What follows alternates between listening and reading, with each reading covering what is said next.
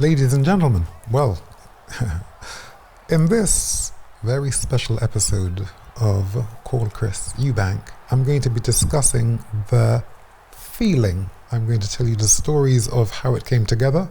And obviously we're talking about the fight of the century. What have you been doing the last 48 hours and how's Junior going now? Junior went into hospital straight after, so we were in the ambulance, the sirens, the horns are beeping, chaos. My son Junior is very proud. He's very proud. His face looks like a blown up football, almost twice the size. And he'll never let you see that because he's proud. It just brought me back all those years ago to think about what Michael went through. And I was feeling and seeing and hearing all of that. And I'm saying to myself, people don't know, but my son is touch and go. And the only way we're going to know whether he's going to be okay is after the CT scans. He suffered mostly in the hospital because of dehydration, even though the beating was severe. And that's why he was in such discomfort for 24, 30 hours. You know how many times I welled up? You know how many times I trembled? At 35 years old, for him to be coming back down to 160, semi-conscious, and he has been battered, just like his adversary in Conor. He came into the hospital probably 2 o'clock in the morning, and when I looked at him, I did break down. He was on the bed, and his legs were obtusely bent, and he was like this. And I couldn't see whether he was actually awake. And as I walked closer and I said, "You okay?" And he said, "Yeah, I'm okay. The fight was extraordinary, and I never thought I would see this type of performance from my son. From round 6 to round 12, he stayed in the pocket. In the pocket is where you're standing toe to toe. I don't want my son to have to go through that again. He doesn't know that his life was in the balance. Neither does he care. Everyone would have thought, oh, this is all about money." When that fight began, that was nothing to do with money, and it kept on proving that point over and over and over until the decision. I'm so proud of that boy of mine, and I'm so proud of Conor Benn, and it will echo into eternity. That's what money can't buy. And the way Conor lost, listen to his words. You're listening to a man who has got code. The entrance where people saw you for the first time. I saw an interview, you said you didn't hear the crown.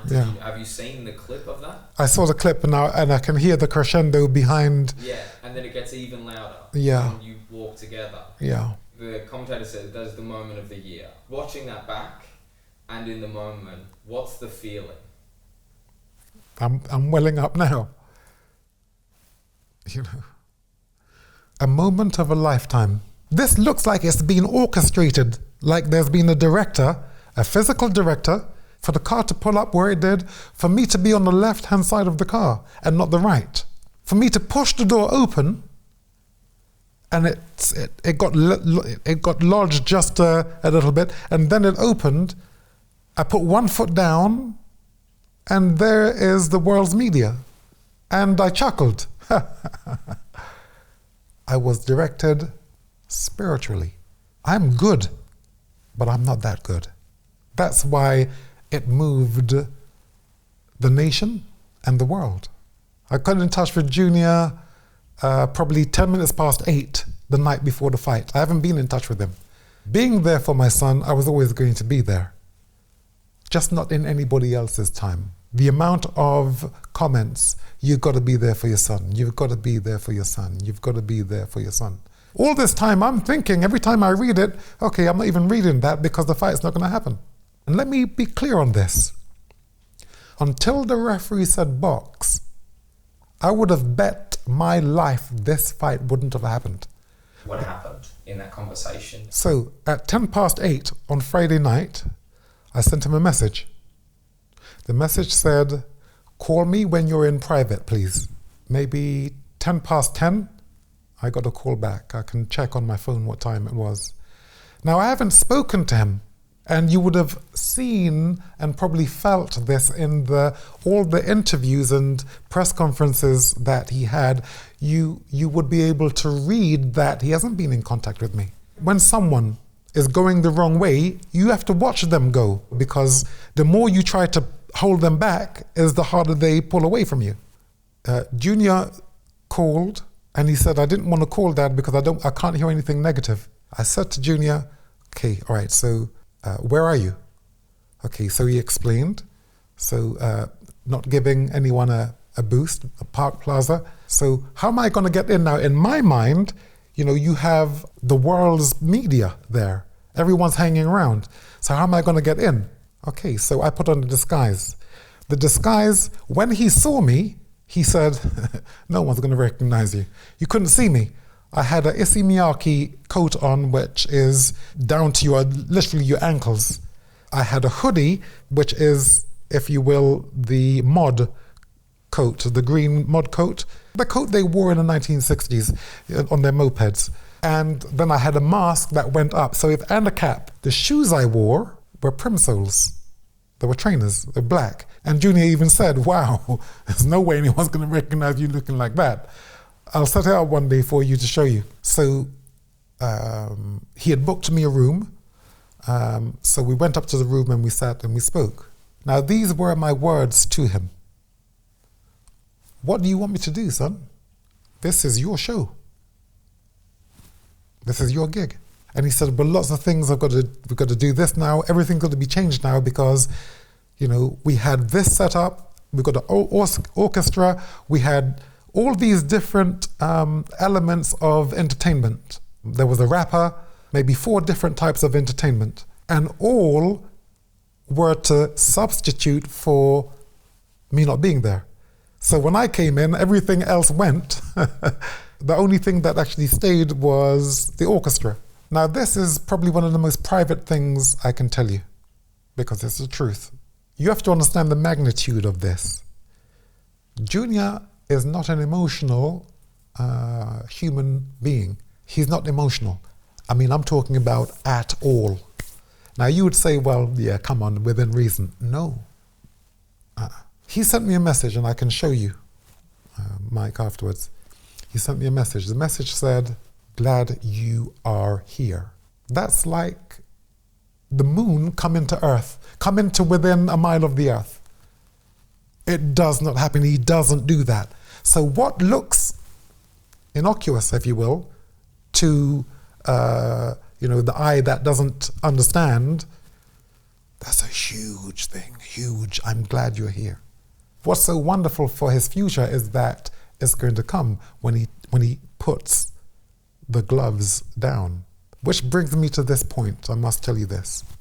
If he were to retire right now, he would have a richness that money can't buy.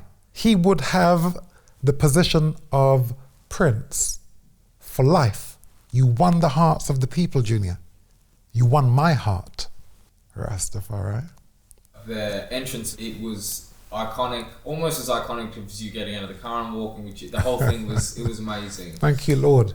Praise the Lord. There was a clip of you speaking to how you organised Simply the Best. Simply the Best is in the hearts of the people. This particular tune, all it represents, in the bass, in the voice, I explained, get the bass heavy on this. In truth, it wasn't heavy enough, but that's okay. I just happen to love this record because I feel it. And I said to Junior, do you know what I want for being here with you? This is after some years of actually having a one-to-one face-to-face. One eye looked up there, one eye went there.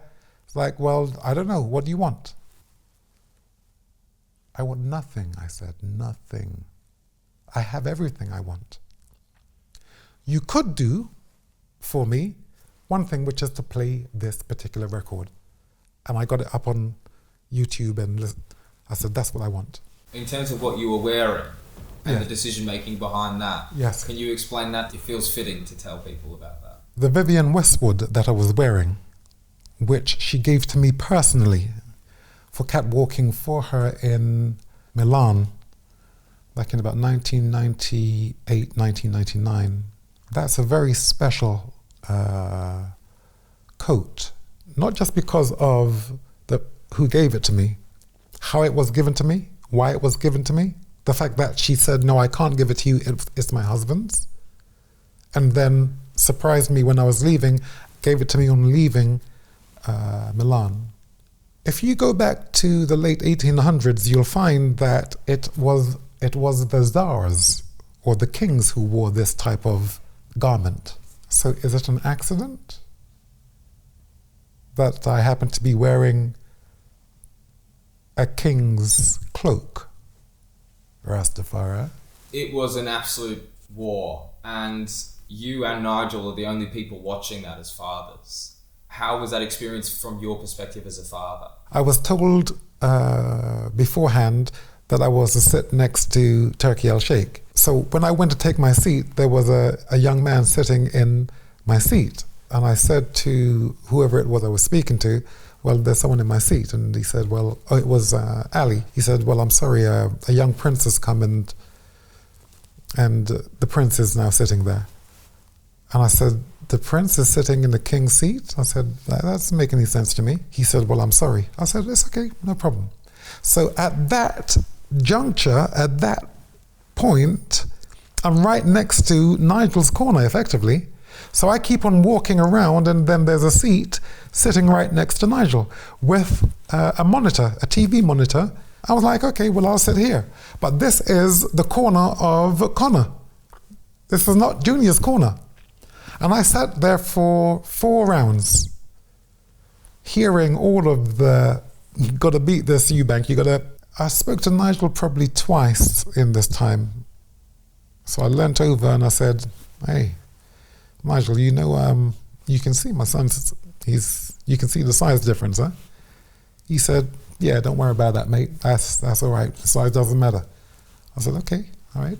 Another point I said, hey, I said, you can see in my son's, you know, the jabs in your son's face.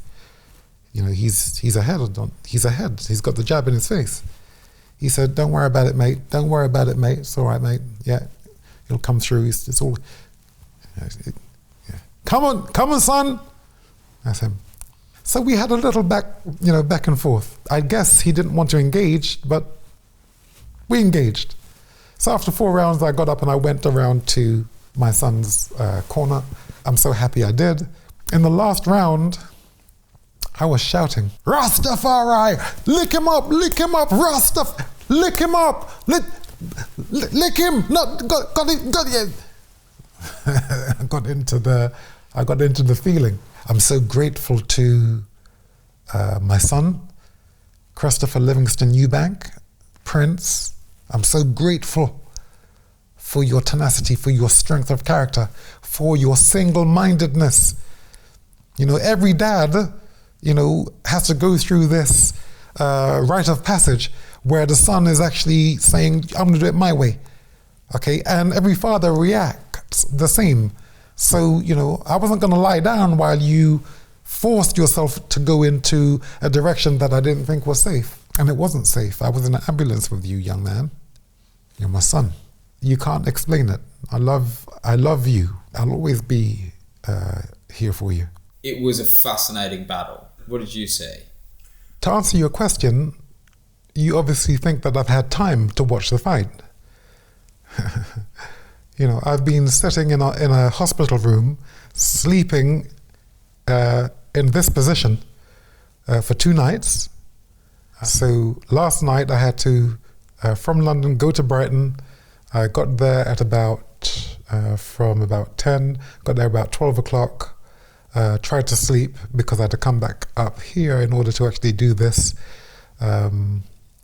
podcast. No, I've had no time to watch the fight, but I know what I felt. And when you feel it, it means it's a hit. My recollection is that from round 6, he's going toe to toe. So it's a battle of will.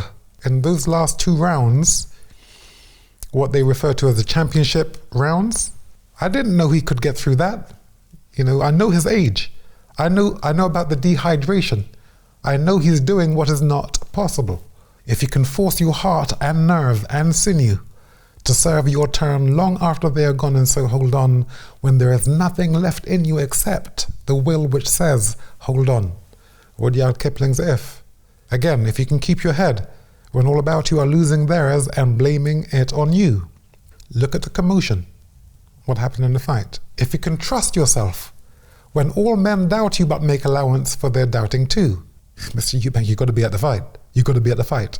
If you can wait and not be tired of waiting, or being lied about, don't deal in lies, or being hated, don't give way to hating, and yet don't look too good, nor talk too wise. Sorry about that. The wisdom is the spirit.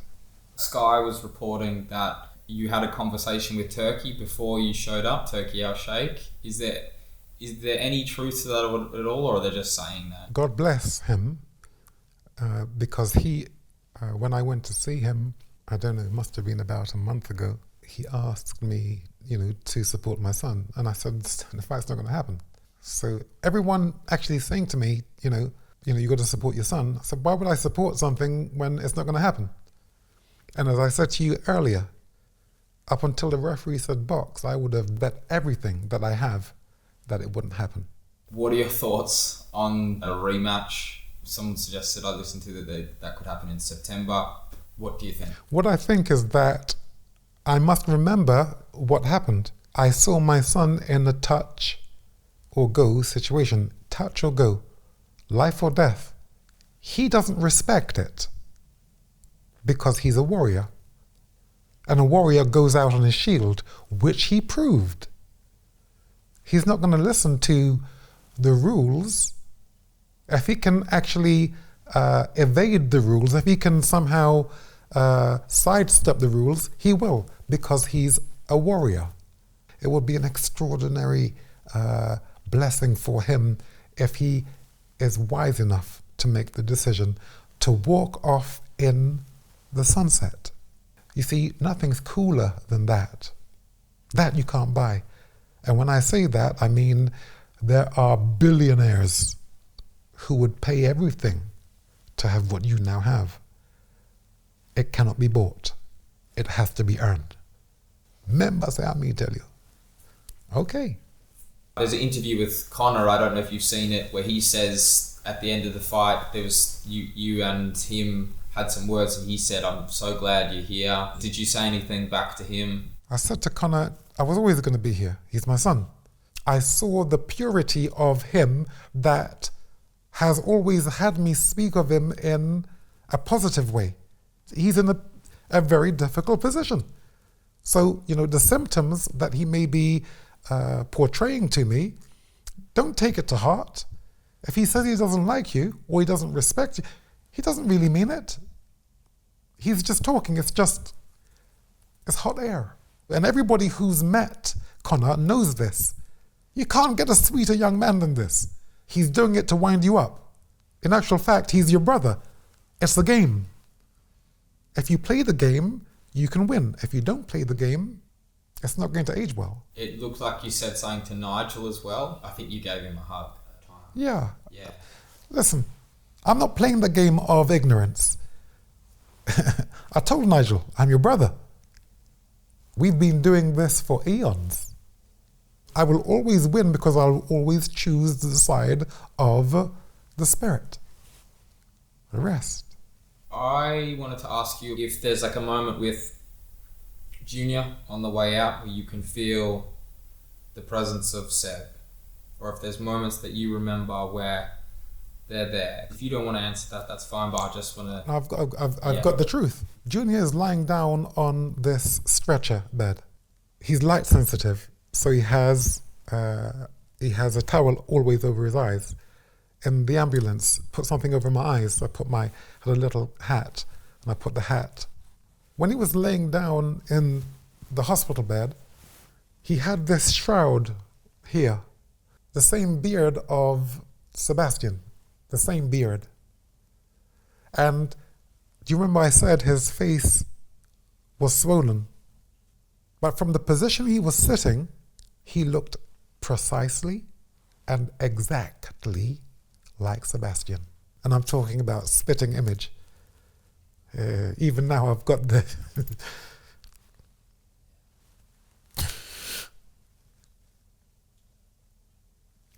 It's real for us. It's real. It's real for you too. But can you see? And when you see, can you speak what you see? Can you believe your own eyes? Okay. Give it to me one time. Give it to me two times. Give it.